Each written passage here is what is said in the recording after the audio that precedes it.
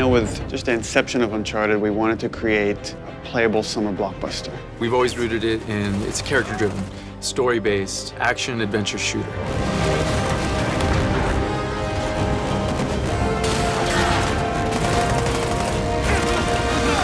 Underneath all of that, there's meaningful story moments, there's lovable characters.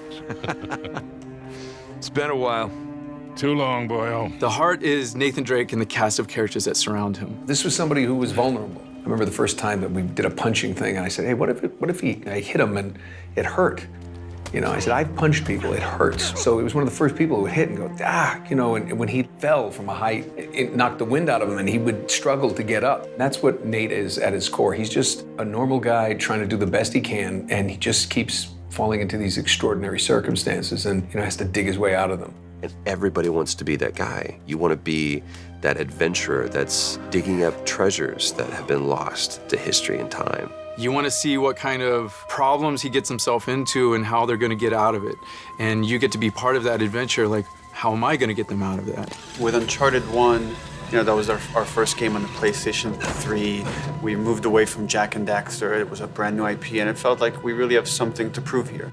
It was like, create a character that moves believably, that has a realistic weight, but also is fluid and responsive. And that is just about the most difficult thing you can ask. Drake was kind of like, he was kind of a little newer to the game. He was still figuring himself out, and so was the studio in lots of ways. We were still trying to figure out what Uncharted was. The cutting edge part of Uncharted was the process by which they decided to capture the content. And a lot of it was trial and error and trying to figure it out and trying to gain experience of doing that. All the games that I'd done before were all you go into a booth by yourself and you do the lines one by one. And I thought that's what it was going to be. And Gordon Hunt, who was the director, came over, and I'd known him for a while, and he said, this is what we're going to do. You're going to start out here, and you're going to go, and whoa, Gordon, what are you talking about, moving around here? This is a game, right? And he said, yeah, it's motion capture. And I went, motion what? And I think, you know, especially 10 years ago when this started, that was something that people never saw. And we had this idea of the game was going to be 3 pillars. It was going to be combat, traversal, and puzzles. And now it felt like with Uncharted 2, we really have something to prove. Let's tell a more complex story. Let's get deeper into who this character is. Let's show some of his flaws. Let's get into some of his vulnerabilities, his insecurities as a character. But at the same time, we wanted to up our set-piece game, and from a couple of pieces of core technology, mostly Drake's interaction with moving objects, that sort of spawned these big set pieces like the train and the building that collapsed. But they weren't the focus. They weren't the core tenet. We didn't start saying we're going to make amazing set pieces. We started saying we're going to make core gameplay that's really, really solid to play.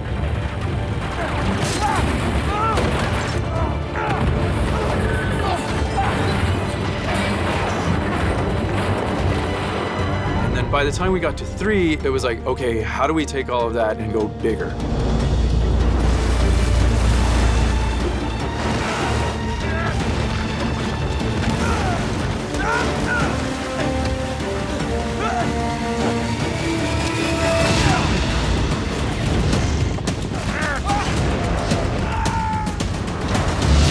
Last of Us to me was refreshing because you could get away from that spectacle. You could think more on like a very intimate character level and gain an experience with something that, again, as a team we were uncomfortable with. We've never done something like that before. We never tackled a genre like that before. We tried to take those big over-the-top set pieces and we tried to couple them in with pivotal points in the story so that when a big event happens to our characters or the relationships with those characters, that we really wanted to play those out.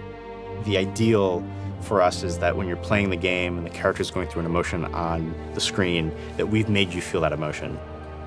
One thing that we really learned from The Last of Us and kind of experimented with and got really good results from is just allowing the player to just poke around in an intriguing environment. You know, talk to people, have these kind of side conversations with your buddies or with your allies and stuff that give the player this slow time to really make themselves a part of this world. Hey, you like that? Huh? Nate, tower. If it's solid, come on, it's a lemur. Come on, come say hi. Something that we really felt like we learned a lot on The Last of Us is the relationship between Joel and Ellie, and how it's not just Joel doing everything, but Ellie is a big part of it as well. And it feels so satisfying when she helps him out at the last minute, right when you need it. It really resonated with us, and we really want to incorporate that type of feeling as well with the characters that you travel the story with. We want them to be there with you and helping you, and you guys working together as a team. After making The Last of Us, I think that influenced a lot in making a more personal story with Uncharted. But at the same time, you know, we love Uncharted.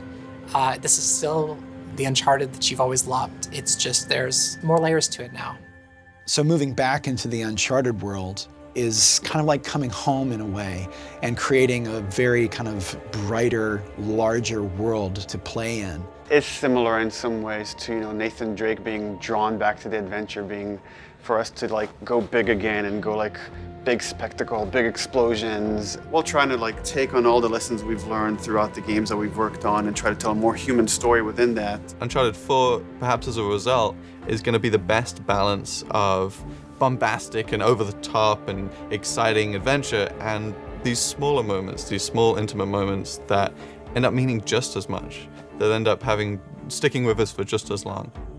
I think there's a lot of responsibility for us to be true to what has come before with Uncharted. The last 3 games were these amazing adventures, and now that we're doing the 4th one, which may be the final chapter, there's a lot of respect that the characters have earned. There's a lot of emotion that we've invested in these guys and gals over the years, and a lot of hard work that's gone into to make it all possible. We feel like there's so much invested from all the people here that have been working on Drake and this whole like world for a decade. We want to do ourselves the service of actually tying this together. And I think there is some responsibility there to take it seriously, to tell the story of these characters honestly, because there are so many people that take such joy in it, that our responsibility is to then make sure that they're getting the best possible game we can make. And that's constantly as a team, you're seeing how every department pushes the other one, and we strive for nothing less than perfection. Even though we'll never achieve it, we're constantly shooting for that. And that's the thing that drives us, is we want to make something that we can look at and be proud of and say like, man, this is like how cool we made this. Every pixel on the screen, like somebody here, there was energy that went into every single pixel on that screen. That's awesome.